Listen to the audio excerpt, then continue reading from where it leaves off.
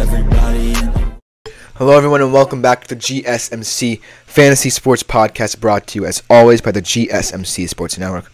Hope you guys enjoyed the first segment. Our second segment should be just as good. Before we get into it, I do want to remind you yet again that if you do feel so inclined, please consider leaving a tip or donation at the link gsmc.cloud. It's a huge support to both me, my fellow podcasters, and ultimately the network as a whole. So anything you leave is greatly appreciated. Also remember that you can leave questions, comments, or concerns about the show at the link as well, and they will be answered and addressed at the beginning of the next episode. Without further ado, let us jump right into our second segment of the day with a guy who definitely is one of the most experienced defenders in the NFC East, and definitely one of the most experienced defenders in a secondary that is trying to rebuild, but kind of stuck in this weird stasis where you have these guys who are young, but then you also have this veteran guy who might still have something to say about that corner competition, and that is Darius Slay. The Eagles' secondary has always been one of their points of contention, no matter if it has been stellar or a little bit underwhelming. And what I mean by that is the constant additions, the constant kind of development of different storylines surrounding this secondary due to its myriad number of players leads me to consider Darius Slay as someone who might not be highly coveted, but B, still can add value not just as a veteran, but because of his intelligence in the system. He's been around the league. He knows what it takes to be a premier corner, and now it was likely to be his final stop, even though he's been talking about potentially, if not having a good season with the Eagles, going to another team, and potentially could be his final stop. There's a lot to learn here for Darius Slay as this secondary gets kind of a younger breath of fresh air feel to it. And so, even though I really like him still, he's an interesting fantasy option in terms of IDP to peruse, but there definitely are more caveats now than bright spots to Darius Slay. But let's look over his fantasy career, and you can make of it what you will. Throughout his career, he has accumulated 812.7 fantasy points. His best season was actually in Detroit when he had 111 fantasy points in 2017. Last year, there were some bright spots in terms of stats, but there were some lowlights. 48 total tackles, but only 1 tackle for loss. 15 passes defended still, and 2 interceptions.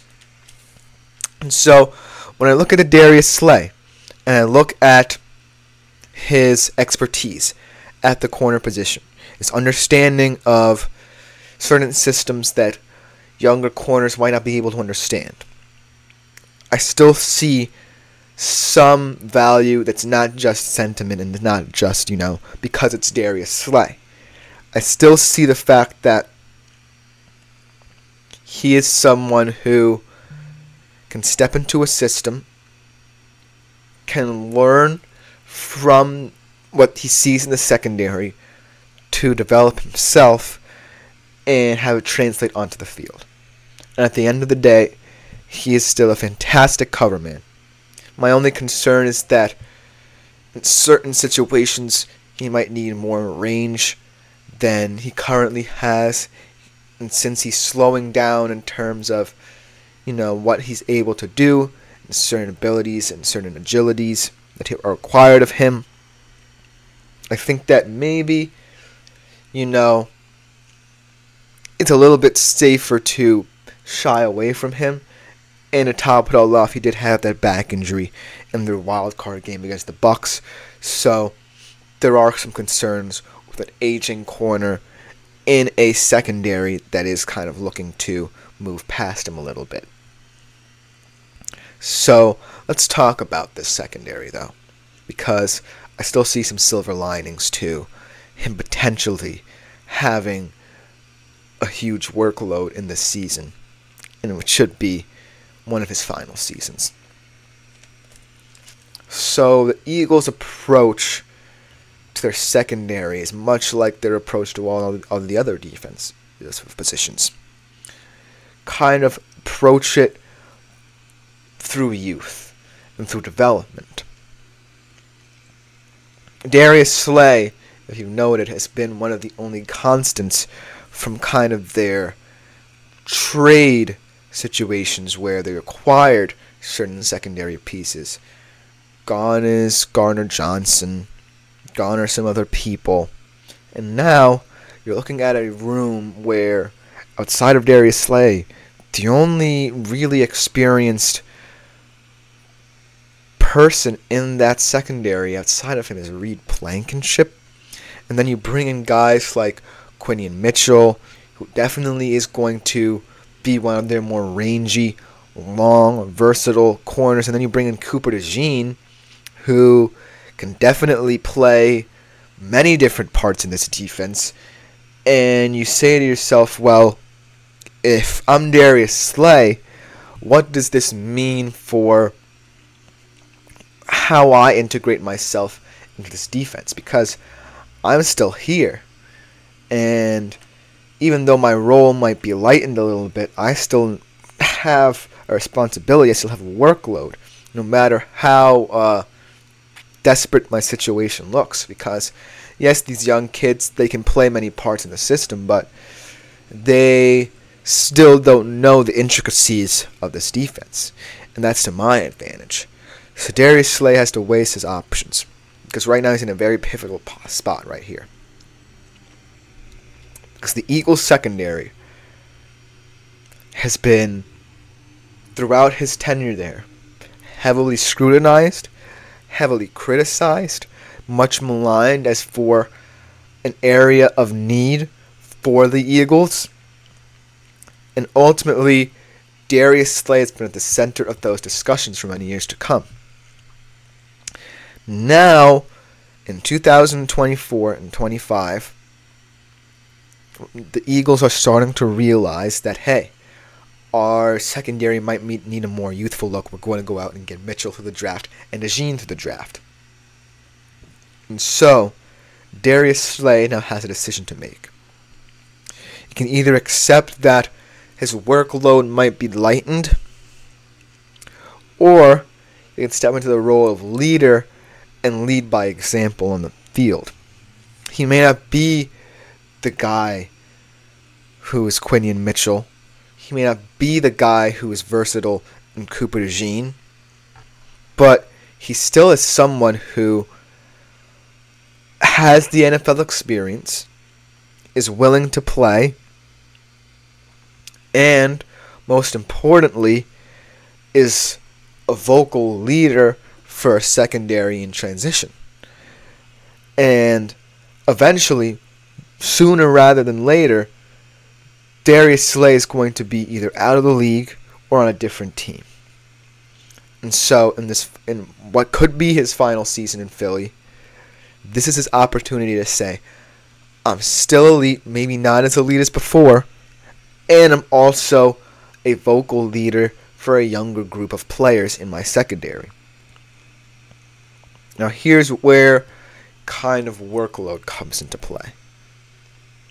Say the Eagles see Cooper DeJean as more of a linebacker hybrid player, and they want him to be an energetic guy who's active in the blitz, can drop into coverage, can play sideline to sideline.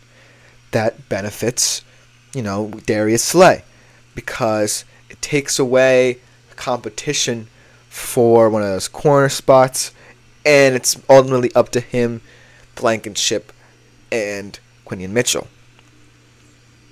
Now, if you look at Blankenship, he is still very young. He does have experience in the secondary, but does he have enough to warrant important snaps on different downs? Does it warrant being out there in more difficult situations where it could require A, intelligence, and B, speed, which now leaves Slay and Mitchell, which I actually think is the perfect cornerback pairing for this Eagles secondary. When you think about it, Quinion Mitchell makes up for a lot of deficiencies in speed that Darius Slay might have. And Darius Slay is still the perfect cover man. Whether the Eagles play man or zone, Darius Slay's intelligence and ability to diagnose different coverages and different routes makes him an asset. And pairing him with Quinion Mitchell makes the speed factor a little bit more intriguing, because when you add intelligence and speed together, you get two players who A, can make tackles, and B, can create positive plays for the defense, like pass breakups and interceptions. So Darius Slay, in terms of IDP, still has merit, because as a coverage guy, he's going to be the guy who sees a lot of balls thrown his way, and maybe to,